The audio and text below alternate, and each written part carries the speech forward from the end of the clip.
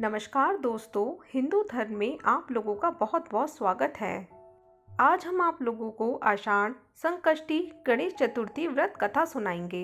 पार्वती जी ने पूछा, हे पुत्र, आषाढ़ कृष्ण चतुर्थी को गणेश की पूजा कैसी करनी चाहिए? आषाढ़ मास की गणपति देवता का क्या नाम है? उनके पूजन आदि का क्या विधान है? ये आप मुझसे कहिए। गणेश जी ने कहा, आषाढ़ कृष्ण चतुर्थी के दिन कृष्ण पिंगल नामक गणेश की पूजा करनी चाहिए। इसकी कथा निम्न प्रकार से है। हे महाराज, द्वापर युग में महिष्मती नगरी का महिजित नामक राजा था। वह बड़ा ही पुण्यशील और प्रतापी राजा था। वह अपनी प्रजा का पालन पुत्रवत करता था, किंतु संतान विहीन होने के कारण उसे राजमहल का वैभव अच्छा नहीं लगता था। वेदों में निसंतान का जीवन व्यर्थ माना गया है।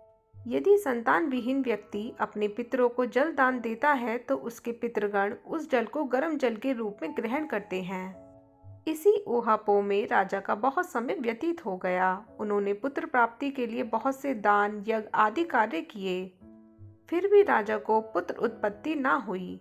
जवानी ढल गई और बुढ़ापा आ गया, किंतु वंश वृद्धि ना हुई। तदनंतर राजा ने विद्वान ब्राह्मणों और प्रजाजनों संदर्भ में परामर्श किया। राजा ने कहा, हे ब्राह्मणों तथा प्रजाजनों, हम तो संतानहीन हो गए, अब मेरी क्या गति होगी? मैंने जीवन में तो किंचित भी पाप नहीं किया। मैंने कभी अत्याचार द्वारा धन संग्रह नहीं किया। मैंने तो सदैव प्रजा का पुत्रवत पालन किया तथा धर्मचरण द्वारा ही पृथ्वी शासन किया। मैंने चोर डाकुओं को दंडित किया, इष्ट मित्रों के भोजन की व्यवस्था की, गौ ब्राह्मणों का हित चिंतन करते हुए शिष्ट पुरुषों का आदर सत्कार किया। फिर भी मुझे अब तक पुत्र न होने का क्या कारण है? विद्वान ब्राह्मणों ने कहा कि हे महाराज, हम लोग वैसा ही प्रयत्न करेंगे जिससे आपके वंश की वृद्धि हो। इस प्रकार कहकर सब लोग युक्ति सोचने लगे। सारी प्रजा राजा के मनोरथ की सिद्धि के लिए ब्राह्मणों के साथ वन में चली गई। वन में उन लोगों को एक श्रेष्ठ मुनि के दर्शन हुए। वे मुनिराज निराहार रहकर तपस्या में लीन थे। ब्रह्मा जी के समान वे आत्मजित, क्रोधजित तथा सनातन पुरुष थे। संपूर्ण वेद विशारद एवं अनेक ब्रह्म ज्ञान संपन्न वे महात्मा थे। उनका निर्मल नाम लोमश ऋषि था। प्रत्येक कल्पांत में उनके एक एक रोम पतित होते थे, इसलिए उनका नाम लोमश ऋषि पड़ गया। ऐसे त्रिकालदर्शी महर्षि लोमेश के उन लोगों ने दर्शन किए। सब लोग उन तेजस्वी मुनि के पास गए। उचित अभ्यर्थना एवं प्रणाम आदि के अनंतर सभी लोग उनके समक्ष खड़े हो गए। मुनि के दर्शन से सभी लोग प्रसन्न होकर परस्पर कहने लगे कि हम लोगों को सौभाग्य से ही ऐसे मुनि के दर्शन हुए। इनके उपदेश से हम सभी का मंगल होगा, ऐसा निश्चय कर उन लोगों ने मुनिराज से कहा, हे ब्रह्म ऋषि, हम लोगों के दुख का कारण सुनिए। अपने संदेह के निवारण के लिए हम लोग आपके पास आए हैं। हे भगवान, आप कोई उपाय बतलाइए। महर्षि लोमेश ने पूछा, सज्जनों, आप लोग यहाँ किस अभिप्राय से आए हैं? मुझसे आपका क्या प्रयोजन है? स्पष्ट रूप से कहिए, मैं आपके सभी संदेहों का निवारण करूँगा। प्रजाजनों ने उत्तर दिया, हे मुनिवर, हम महिष्मती नगरी के निवासी हैं।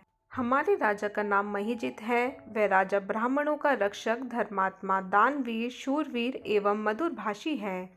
उस राजा ने हम लोगों का पालन पोषण किया है, परंतु ऐसे राजा को आज तक संतान की प्राप्ति नहीं हुई है। हे भगवान, माता पिता तो केवल जन्मदाता ही होते हैं, किंतु राज वास्तव में पोषक एवं संवर्धक होता है। उसी राजा के निमित्त हम लोग ऐसे गहन वन में आए हैं। हे महर्षि, आप कोई ऐसी युक्ति बताइए जिससे राजा को संतान की प्राप्ति हो, क्योंकि ऐसे गुणवान राजा का कोई पुत्र ना हो, ये बड़े दुर्भाग्य की बात है। हम लोग परस्पर विचार विमर्श करके इस गंभीर वन में आए हैं। उनके सौभाग्य से ही हम लोगों ने आपका दर्शन किया है। हे मुनिवर, किस व्रत, दान, पूजन आदि अनुष्ठान कराने से राजा को पुत्र होगा, आप कृपया करके हम सभी को बताएं। प्रजाजन की बात सुनकर महर्षि लोमेश ने कहा, हे सज्जनों, आप लोग ध्यानपूर्वक सुनो। मैं संकट नाशन व्रत को बतला रहा हूँ। यह व्रत निसंतान को संतान और निर्धनों को धन देता है। आषाढ़ कृष्ण चतुर्थी को एकदंत गजानन नामक गणेश की पूजा करें। राजा व्रत करके श्रद्धा युक्त हो ब्राह्मण भोजन कराएं और उन्हें वस्त्र दान करें। गणेश जी की कृपा से उन्हें अवश्य ही पुत्र की प्राप्ति होगी। महर्षि लोमेश की यह बात सुनकर सभी लोग करबंद होकर उठ खड़े हुए। नतमस्तक होकर दंडवत प्रणाम करके सभी लोग नगर में लौट आए। वन में घटित सभी घटनाओं को प्रजाजनों ने राजा से बताया। प्रजाजनों की बात सुनकर राजा बहुत ही प्रसन्न हुए और उन्होंने श्रद्धापूर्वक विधिवत गणेश चतुर्थी का व्रत करके ब्राह्मणों को भोजन वस्त्र आदि का दान किया। रानी सुदक्षिणा को श्री गणेश जी की कृपा से सुंदर और सुलक्षण पुत्र प्राप्त हुआ। जो व्यक्ति इस व्रत को श्रद्धा पूर्वक करेंगे वे समस्त संसारिक सुख के अधिकारी होंगे। तो दोस्तों, अगर आप लोगों को मेरा ये वीडियो थोड़ा सा भी हेल्पफुल लगा हो तो इसे लाइक और शेयर करना ना भूलिएगा और मेरे चैनल को सब्सक्राइब ज़रूर कीजिएगा। धन्यवाद।